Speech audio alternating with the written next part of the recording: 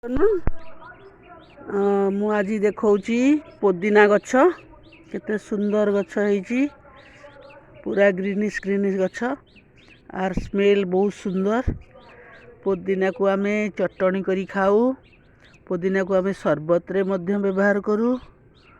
ପୋଦିନା ଗଛର ପତ୍ର ଆମ ହଜମ କରିବାରେ ସାହାଯ୍ୟ କରେ।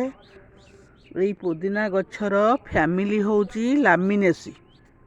এই ପୋଦିନା ଗଛର ଫ୍ୟାମିଲି ହେଉଛି ଲାମିନେସି। ଏହାର ବଟନିକାଲ ନେମ୍ ହେଉଛି ମେନ୍ଥା ପିପରିଟା। ଏଇ ଗଛର ଫ୍ୟାମିଲି ହେଉଛି, ପୋଦିନା ଗଛର ଫ୍ୟାମିଲି ହେଉଛି ଲାମିଏସି ଏବଂ ଏହାର ବଟନିକାଲ ନେମ୍ ହେଉଛି ମେନ୍ଥା ପିପରିଟା। ମେନ୍ଥା ପିପରିଟା। ଏହି ପୋଦିନା ପତ୍ର ରସ ସହିତ ଗୋଲମରିଚ ଗୁଣ୍ଡ ଏବଂ ସାମାନ୍ୟ ସୌନ୍ଦବ ଲବଣ ମିଶାଇ ଦିନକୁ 3 ଥର ସେବନ କଲେ ଅଜୀର୍ଣ୍ଣ ଦୂର ହୁଏ, ମାନେ ଡାଇଜେସନ୍ କରିଥାଏ, ଇନଡାଇଜେସନଟା ଦୂର ହୋଇଥାଏ। ପୋଦିନା, ତୁଳସୀ ଓ ଅଦା ରସ 2 ଚାମଚ ଲେଖାଏଁ ଦିନକୁ 2 ଥର ଖାଲି ପେଟରେ ସେବନ କଲେ ଅମ୍ଳ ପିତ୍ତ ଦୂର ହୁଏ।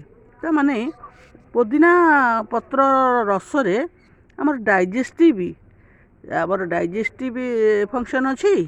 ତା ସହିତ ପିତ୍ତ ଯେଉଁ ହୁଏ, ଏସିଡ଼ିଟି ଦୂର କରିବ, ପିତ୍ତ ମଧ୍ୟ ଦୂର କରିବ ଏବଂ ଟୋଟାଲ ଉପରେ ଆମର ଏଲିମେଣ୍ଟାରୀ କେନାଲଟାକୁ ଭଲ ରଖିବ।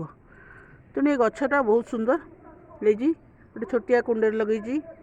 ଆଉ ଏଇଟାର ପତ୍ର ବହୁତ ସେଣ୍ଟେଡ୍, ମାନେ ଗୋଟେ ଆରୋମେଟିକ୍ ସ୍ମେଲ୍।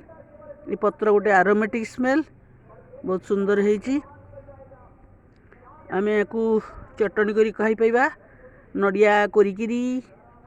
ଏତେ ପୋଦିନା ପତ୍ର ହେବ ନାହିଁ ଯେ ଧନିଆ ପତ୍ର ଭଳିଆ ଚଟଣି କରିବା, ଯଦି ହେବ କରିହେବ, ନହେଲେ ନଡ଼ିଆ କୋରିକିରି ପୋଦିନା ପତ୍ର ତା ଦେହରେ ମିଶାଇକି ଗ୍ରାଇଣ୍ଡିଙ୍ଗ କରି, ତାପରେ ସେଥିରେ ତେନ୍ତୁଳି ଟିକେ ଦେଇ ଚକଟିକି, ସେଥିରେ ଚିନି ଟିକେ, ଜିରା ଗୁଣ୍ଡ ଦେଲେ ବହୁତ ଟେଷ୍ଟ ଲାଗେ। ତ ଏଇଭଳି ପୋଦିନା ଗଛଟି ଲଗେଇଛି। ଆହୁରି ମଧ୍ୟ ଲଗେଇଛି ତଳେ, ଏଇ ଛାତ ଉପରେ ଏଇଠି ଲଗେଇଛି। ବହୁତ ସୁନ୍ଦର ପତ୍ର, ସୁନ୍ଦର ପତ୍ର ହେଇଛି।